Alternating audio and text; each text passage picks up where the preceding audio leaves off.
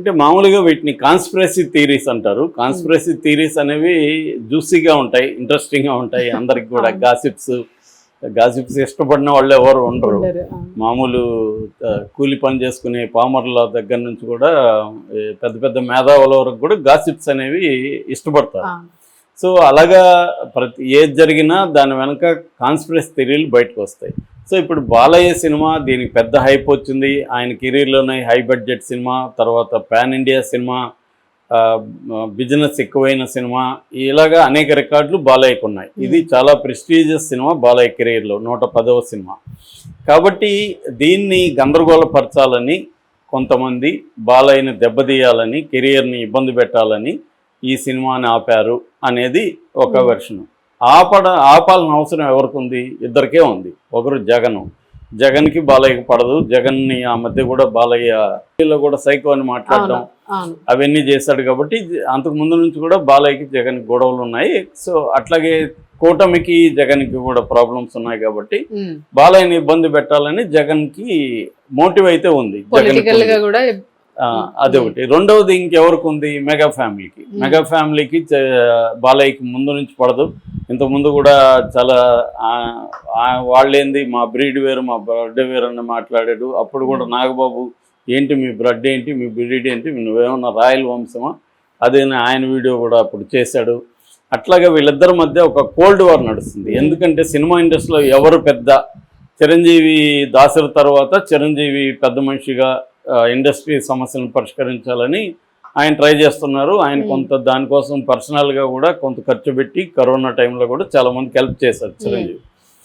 రెండవది పవన్ కళ్యాణ్ని మీద ఆధారపడే చంద్రబాబు అధికారంలోకి వచ్చాడు. అక్కడ పవన్ కళ్యాణ్ లేకపోతే తెలుగుదేశం ఈ స్థాయి పుంజుకునేది కాదు. ముఖ్యంగా ఒక క్రైసిస్లో ఉన్నప్పుడు, చంద్రబాబు జైల్లో ఉండి లోకేష్ ఢిల్లీకి వెళ్ళిపోయి పార్టీని నడిపే వాళ్ళు లేని ఒక వ్యాక్యూమ్ ఉన్నప్పుడు, ఒక నిరాశ నిస్పృహల్లో తెలుగుదేశం ఉన్నప్పుడు పవన్ కళ్యాణ్ ముందుకు వచ్చి అసలు ఎన్ని సీట్లు ఏంటనేవి ఏమీ లేకుండా నేను మద్దతు ఇస్తున్నా, మా పొత్తు ఉంటుందని అనౌన్స్ చేయడం అనేది పెద్ద టర్నింగ్ పాయింట్ అది.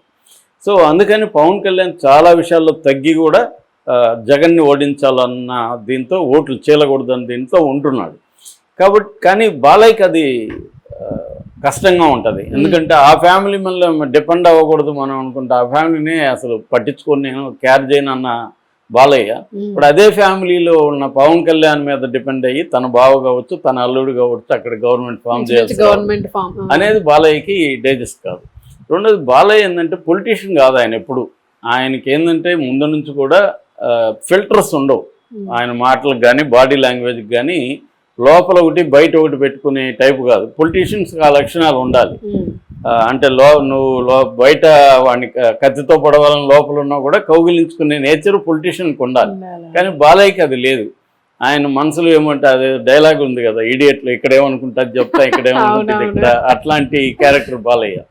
సో దానివల్ల చిరంజీవి ఫ్యామిలీకి కానీ ఇటు పవన్ కళ్యాణ్కి కూడా బాలయ్య పట్ల కోపం ఉంది. ఎందుకంటే మొన్న అసెంబ్లీలో కూడా చిరంజీవిని వాడు వీడు అన్నట్టుగా మాట్లాడడం, తర్వాత జనసేన మంత్రిని నువ్వెవడయ్యా నన్ను నా పేరు 9వ ప్లేస్లో పెట్టడం, నువ్వుడు అని ఆయన్ని అసెంబ్లీలోనే అడగడం, అంటే ఇవన్నీ కూడా పవన్ కళ్యాణ్ హర్ట్ అయ్యాడు. చిరంజీవి కూడా సమాధానం కూడా ఇచ్చాడు. సో ఇలా వీళ్ళ మధ్య మెగా ఫ్యామిలీకి బాలయ్యకి మధ్య ఒక కోల్డ్ వార్ అయితే నడుస్తుంది.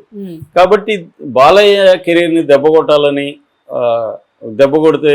కొట్టాలని అనుకునే వాళ్ళలో సెకండ్ ప్లేస్లో చిరంజీవి ఉంటాడు, ఫస్ట్ ప్లేస్లో జగన్ ఉంటాడు.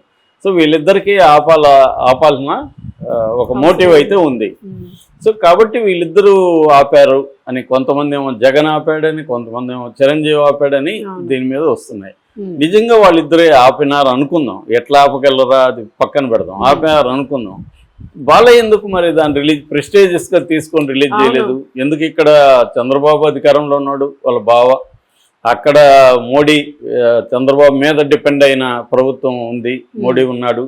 వీళ్ళు ఎవరు మాట్లాడినా పిఎంఓ నుంచో ఇటు చంద్రబాబు వైపు నుంచో వాళ్ళకి వెళ్ళుంటే ఫోన్ కాల్, హీరోస్ ఇంత రిస్క్ చేయరు. హీరోస్ తెలిసి ఇవన్నీ కూడా బ్యాక్గ్రౌండ్ అన్నీ కూడా తెలిసి కూడా వాళ్ళు ఎందుకు దిగారంటే రాని ఎవరు వస్తారా అని మన సమస్య పరిష్కరిద్దామా చేయమని వాళ్ళని అడుగుదాం అన్న పద్ధతిలో వాళ్ళు ఇల్లు ఉంది కదా క్లియర్ గా. కాబట్టి ఇక్కడ రెండవది, ఇప్పుడు మన అసలు విషయానికి వస్తే జగన్ ఎలా ఆపగలడు? జగన్ కి ఏమి అంత బలం ఉందా జగన్ కి?